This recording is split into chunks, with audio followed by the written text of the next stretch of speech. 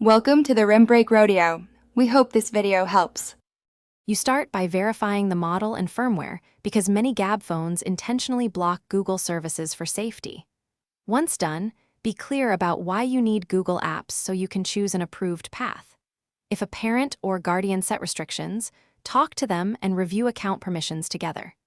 Make sure to read the user manual and the Gabb support pages. They explain what's allowed and what isn't. This avoids attempting unsupported modifications that could void warranties or reduce device security.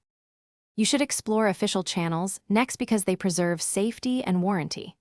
Once done with the basics, open the Gabb App Store and search for approved apps that replicate essential Google features like Maps or email. If you still need native Google services, contact Gabb support to ask about any supported upgrades, managed profiles, or trade-in programs.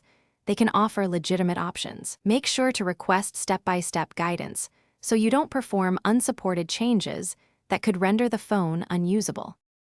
To finish, choose the safest route.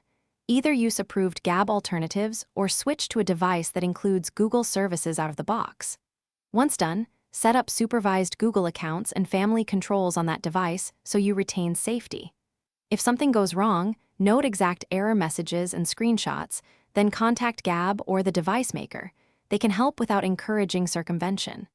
Make sure to keep backups and avoid third-party hacks that risk privacy, security, or warranty coverage. Thanks for watching. Consider subscribing if we helped you.